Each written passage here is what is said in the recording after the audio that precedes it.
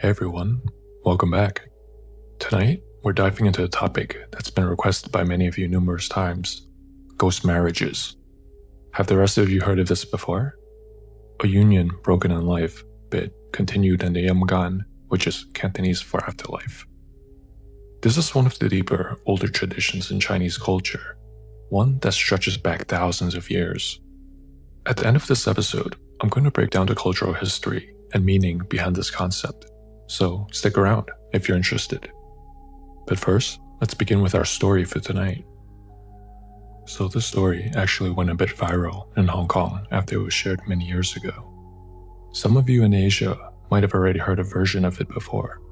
It's one of those tales that floats around with a few details changed depending on who's telling it. But make no mistake, this one's pretty creepy.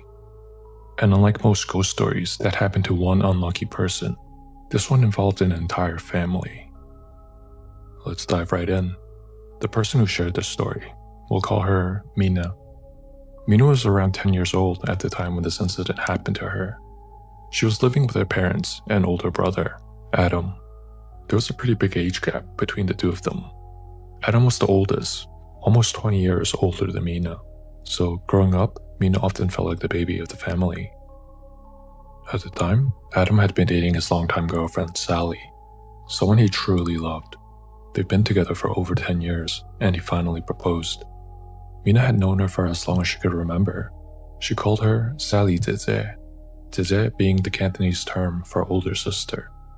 To Mina, Sally was already family, not just because she was engaged to her brother, but because she's known her whole life, and also because of how she treated Mina. Sally wasn't rich or fancy, but she was always kind. She had short hair and always wore a kind smile on her face, always showing up with little gifts, like notebooks with cartoon cats or sticker packs from the corner store.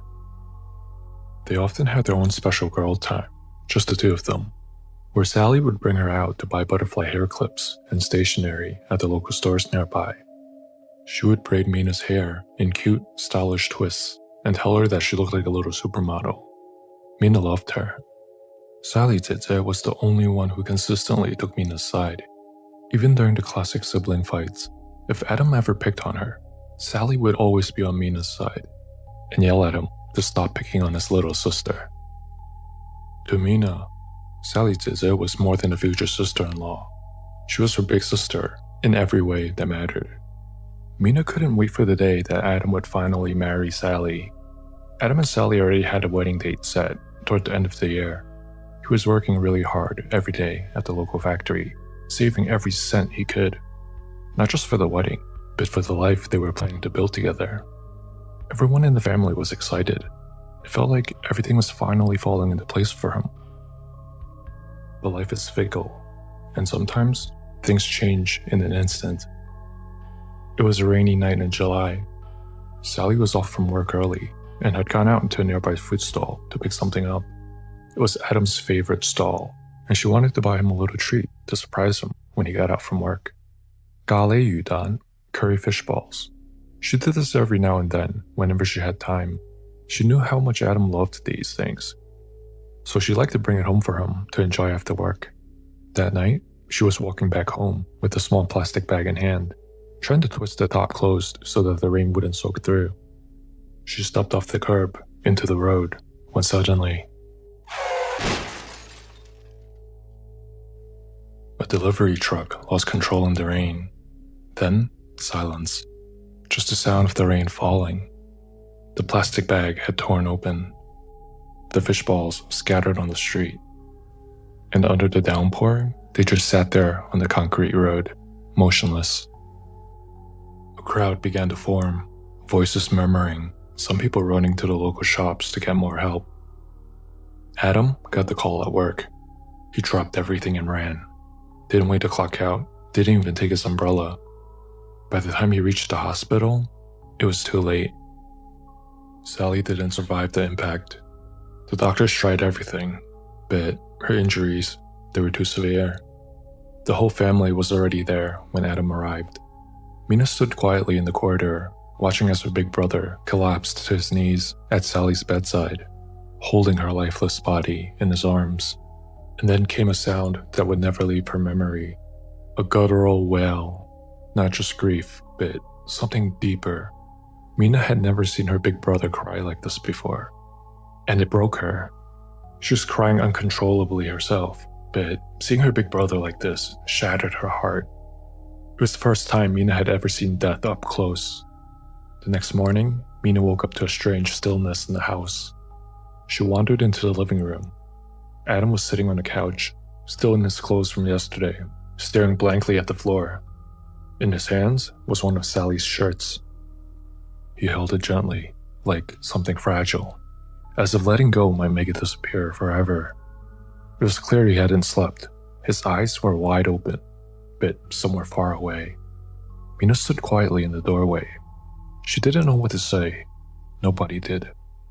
A few moments later, their parents sat down beside him, offering quiet words, soft touches, but nothing reached him.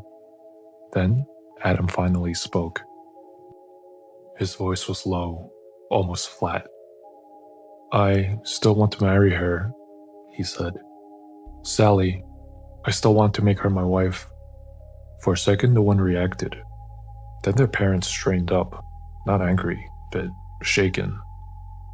"Adam," his father began. "Sally's gone. She's not here anymore." His mother added, "You're still young. You'll heal in time, but this? What you're asking for? It's not something we could support." They couldn't understand. They thought it was just the grief talking. They told him no, it wasn't right, that it wouldn't bring her back. But Adam wasn't looking at them. He was still holding that shirt as if Sally was still here. And in his heart, he had already made the decision, even if no one else accepted it. Adam didn't eat for 3 days. He barely spoke, barely moved. He just sat in silence, holding onto whatever pieces of Sally he had left. A photo, her hair clip, and her shirt. Nothing his parents said could reach him. Not until, finally, they relented. They allowed him to do what he felt like he needed to do. And just to be clear, for those of you who are not familiar, what Adam wanted to do is called Ming Fan. Ming translates to dark, underworld, or spiritual realm. And Fan means marriage or wedding. So together, Ming Fan literally translates to a marriage in the realm of the dead. This is a traditional Chinese practice involving at least one deceased person. Usually it's between two who've already passed, but in rare cases, it can happen between the living and the dead. Adam's case was one of those rare exceptions. His parents eventually spoke with Sally's family, and to their surprise, they agreed. Maybe they saw how much Adam was suffering. They gave their blessing. For a Ming Fan to proceed, both families must agree. Don't do this if you're not 100% sure, because, like marriage and life, it's a binding union. A few nights later, the ceremony was held. A Taoist priest was brought in to perform the ritual.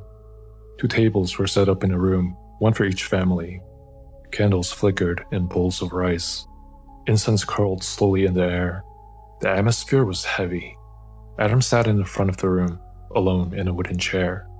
Next to him, on a separate chair, was Sally's ancestral plaque, carved in wood, polished, and standing upright. The priest began the ceremony, chanting, offerings, ritual steps, a symbolic union between the two worlds. At the end of the ritual, Adam took a small wooden doll in a traditional Chinese wedding outfit and placed something inside. A few strands of Sally's hair and a piece of paper bearing her name, birth date, and the time of birth. The doll was meant to represent Sally, a physical vessel for her spirit to inhabit. A bride crafted for a wedding no longer of this world. And just like that, they were married. After the ceremony, the wooden doll didn't get stored away or placed on some forgotten shelf. She lived with them permanently. At every dinner, the doll was placed at the table, usually next to Adam. And each night, before they began eating, Mina's mother would look at her and say firmly, "Remember to greet your sister-in-law before eating." Mina would politely glance at the doll and say, "Daiso, sikfan la," meaning, "Sister-in-law, please eat." It was the same honorific she would have used if Sally were still alive, the proper way to address a big sister by marriage. And so, Mina obeyed, every single meal. No one ever treated the doll like a toy or decoration. She was part of the family. Growing up, it felt strange at first, but over time, it became routine, except for the things Mina couldn't explain. Mina shared a bedroom with Adam.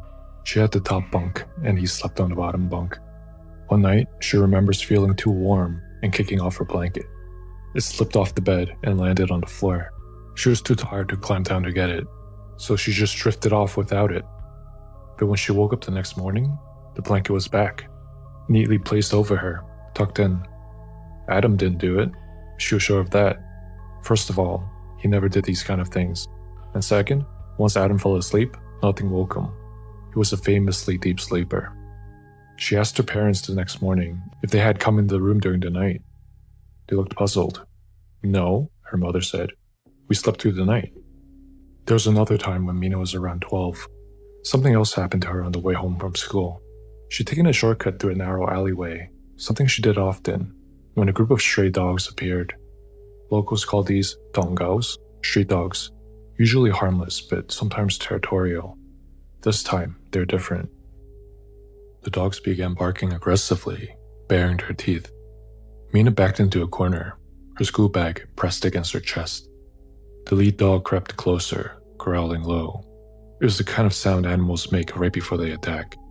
Mina froze, and then, just as it lunged forward, the dog yelped. Loud and sharp, like it had been struck or frightened. It scrambled backwards. The others hesitated, then scattered in all directions, tails tucked. For a brief second, Mina felt someone beside her. She turned to look. No one was there. Over the years, little things like this kept happening. Tiny, almost forgettable things. Random butterfly clips appearing in her school bag. Stickers she hadn't bought. All the kinds of things she and Sally Tete used to shop for at the corner store. She never saw who placed them in there, but somehow, she had a feeling. When Mina was 14, she started getting really bad headaches. At first, they came and went. Then, they got worse. After a hospital checkup, the doctors found a small tumor in her brain. She needed surgery right away. Her parents were devastated. The doctors warned them this procedure was very high risk. There were no guarantees. The night before the operation, Mina laid in the hospital bed, too scared to sleep. At some point, she must have drifted off, caught between sleep and wakefulness. When she sensed someone sitting beside her, she felt a hand stroking her hair gently, reassuringly. Mina opened her eyes halfway. There was a shadowy figure in the chair next to her bed. The silhouette of a woman. She couldn't see her face clearly, but she didn't feel afraid. It felt familiar, warm. She thought, maybe it was a dream. Maybe it was just her mind playing tricks on her. The next morning, as they wheeled her into the operating room, Mina was cold and scared. She was shivering. The anesthesia mask covered her face. The lights above were too bright. Her heart was pounding. Just before she lost consciousness, she saw someone. It was a woman, stepping next to the operating table. She stepped forward quickly, held Mina's hand, and whispered in her ear, "Don't be scared, Mina. You'll be okay. I'm right here with you." When Mina woke up again, she was already in the recovery room. Her parents were there. Her mom cried, tears of relief. "The surgery was a success," she said. "Everything went perfectly. You're going to be fine. You did great." Later, the doctor came by to check on her. Mina asked, "Excuse me, doctor, was there a woman in the operating room before the surgery started, with short hair? I didn't see her clearly, but I wanted to thank her. She gave me strength when I felt most alone." The doctor paused, confused. "No," he said. "That wouldn't have been possible. No one is allowed in the OR before surgery. We don't want to risk contamination. Everyone inside are in scrubs and surgical caps, so hair wouldn't be exposed." He suggested maybe it was the anesthesia. A side effect is hallucination. But Mina knew better. It wasn't a dream. It had to be her. Sally Tete. The sister who had always protected her, in life and now in death. Mina had never seen her directly, not fully, but she always felt her, in the shadows. in the quiet moments, in times of fear. And she's certain Sally never left. She's still watching, still guarding. So, what do you guys think happened to Mina? Do you think that after the Ming Fun ceremony, the spirit of Sally really inhabits the wooden doll and is now watching over Mina and her family? Or do you think she imagined everything? Let us know in the comments below. So now, I want to take some time to dive deeper into the cultural aspects of this phenomenon known as Ming Fun or ghost marriage. The history of this practice dates back to over 2,000 years. The core idea was to ensure that the dead are not alone in the afterlife, especially those who died unmarried. In Chinese culture, it's believed that someone who dies single may become restless or lonely in the afterlife. It's considered a kind of unfinished fate, so a proper marriage, even in death, allows the spirit to settle peacefully. There are two different types of Ming Fun. The first is deceased-to-deceased marriage. This is also the most traditional form, where two dead individuals are symbolically married. It's often initiated by both the families of the bride and the groom, especially if both died young or tragically. The second is living-to-deceased marriage, which is what happened in this story. This is more rare, but still practiced quietly in some regions. This happens when a living person, out of love or obligation, insists on fulfilling an engagement or bonding with someone who has already passed. Once performed, the living spouse is often considered married for life. So you're probably thinking, so does this mean that the living spouse can never remarry again? The answer can be yes and no, depending on how the tradition of the families are. In traditional families, the living spouse may not remarry, because doing so is seen as a betrayal of the deceased. Even dating again might be taboo. However, in more modern and flexible families, the living person can remarry, but only after performing a ritual to release the bond. This is pretty much like a symbolic divorce or separation ceremony. This is done to let the deceased move on peacefully and to prevent any spiritual jealousy or unrest. The actual Ming Fun ritual is often led by experienced Taoist priests. It includes preparing ancestral tablets or spirit tablets for the deceased, using symbolic items such as paper bride or groom, or in modern cases, a wooden doll. A red string is often tied between the two to symbolize the bond. Hair, birth date, information, or personal belongings may be placed inside the doll or offered on an altar. After the ceremony, offerings and prayers are made regularly. So even though Ming Fun sounds a little bit creepy to some of you, it's not just fully about ghosts or superstition. It's deeply tied to ancestral duty, love, loyalty, and closure. So I know I talked about two different types of Ming Fun, and in Mina's story, we heard about the second type. Would you also like to hear one story about the first type, the deceased-to-deceased marriage? The story is shared by a woman from Hong Kong. Let's call her Mandy. Mandy is in her 30s now, but the events that happened to her began nearly 3 decades ago, back when she was just a little girl. At the time, Mandy lived with her parents. One weekend, the family paid a visit to their grandmother's home, a small house tucked away in one of the older villages in Hong Kong. There wasn't much to do out there. No TV, no toys, just the stillness of old furniture and the scent of incense clinging to the walls.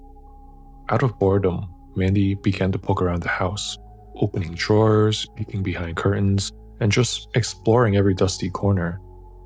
Eventually, she wandered over to the family altar. Even at that age, she knew what it was.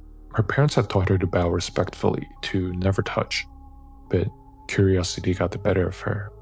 Standing on top of a wooden stool, she leaned in to examine the row of ancestral tablets, Sanju Pai in Cantonese. For those unfamiliar, a Sanju Pai is a wooden or stone plaque kept in homes or temples. It represents a deceased ancestor, a kind of spiritual residence for their soul. Families make offerings to it, incense, food, prayers, like a little personal memorial for the dead, maintained across generations.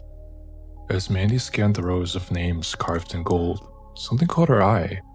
In the corner of the altar, slightly tucked behind one of the tablets, was a plain white paper fan. There were no designs on it, no decorations, just a cheap white paper fan already starting to turn yellow with age. It didn't look like it was meant for display. At the handle, a thin red string was tied, and the other end of the string was knotted tightly around one of the wooden plaques. Mandy squinted at the name etched on the plaque. She wasn't great at reading Chinese yet, but she couldn't make out any of the characters. She called over her grandmother. "Papa, what's this?" she asked. "And why is there a paper fan tied to it?" Her grandmother stopped in her tracks. For a moment, she just stared at Mandy. Then quietly, she said, "Come down from there, Mandy. You're going to fall and hurt yourself." She walked over, lifted Mandy gently off the stool, and set her back on the floor. Then, without a word, Grandma sat down on the stool, the same one that Mandy had been standing on, and looked quietly at the altar. She let out a soft breath. "That Sunju pie," she said, "belongs to someone Mandy's never met before. And that fan is someone she lost a long time ago." There's a distant sadness in her voice, not sharp or fresh, but the kind that stays buried for decades. She began to tell Mandy a story she's never heard before. When Grandma was very young, she gave birth to a baby boy. But just a few days after he came into this world, he passed away due to health complications. Too fragile, too early. At that time, he hadn't been given a name yet. In Chinese tradition, it's said that when a baby dies before they're named, their spirit becomes lost. With no name, no identity, and no place to return to, the soul is left to wander in the Yamgan, the underworld. A restless soul, a spirit without an anchor. But there is a way to give that soul a home. The temple elders told Grandma she could use a physical object to represent him, a symbolic vessel for his spirit to dwell in. She chose a white paper fan. For over 20 years, it stayed there, until one night, something strange happened. Grandma had a dream, but not just any dream. One of those vivid, too real dreams that cling to you even after you wake. She dreamt of a beach, a beautiful, quiet beach at night. The air was heavy with mist, but peaceful. The tide lapped gently on the shore, and in the distance, there was a small house with a warm light glowing from its windows. She began walking toward it. As she approached, the front door opened, and out stepped a young couple, a man and a woman, both smiling, both unfamiliar. But when Grandma looked at the young man's eyes, a strange warmth flooded her, a kind of recognition that bypassed memory. And then he spoke. "Ma," he said, smiling wide. The boy, who never left past infancy, now stood before her, a grown man in his 20s. Without realizing it, tears began slipping down Grandma's face. She reached out and took his hands. And then he said, "Ma, guess what? I'm not alone anymore. I found a wife here. Her family wants to meet you." He looked at her gently.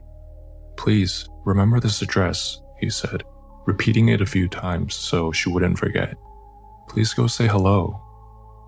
Grandma looked down and noticed something in his hand, a white paper fan, the same one she had placed on the altar decades ago. The young woman standing next to him didn't speak, but she smiled politely and nodded as the man spoke. Then he leaned in and hugged Grandma tightly. "Thank you for everything, Ma," he whispered. "Before you visit, please don't forget to bring the fan with you." And just like that, the dream ended. Grandma woke up in her bed, heart pounding, her face still damp with tears. The moment Grandma woke up, she grabbed a pen and paper and scribbled the address down, afraid that even a few seconds more, it might slip away. It sounded familiar, a village name not far from her own, maybe 20 or 30 minutes away. Still unsure if it was real, she decided to find out. The next morning, she took the folded paper with her and set off. Eventually, she found it. A modest 3-story village house, nearly identical to her own, laundry hanging outside, the kind of place she would walk by without a second glance. She knocked on the door. A woman answered, about the same age as Grandma had been at the time. Grandma hesitated, then began telling her everything. The dream, the beach, the house, the young man, her son, his bride. Grandma expected disbelief, but the woman didn't flinch. She just listened quietly, and then said something Grandma didn't expect. "Yes, I was expecting you." She stepped aside and opened the door wider. "I had a similar dream a few nights ago," the woman said. "I've been waiting for you to come." Inside the house, the woman told her story. She too had lost a child nearly 20 years ago, a baby girl who passed away not long after birth. And then softly, the woman asked, "Did you bring the white fan?" Grandma froze. She hadn't mentioned anything about the white fan yet, not once. But somehow, the stranger knew. It didn't make any sense, but neither woman doubted it. The dreams had matched: the same beach, the same little house, the same message. Their children were no longer alone. In the world of the dead, Yamgan, they had found each other, and now they were married.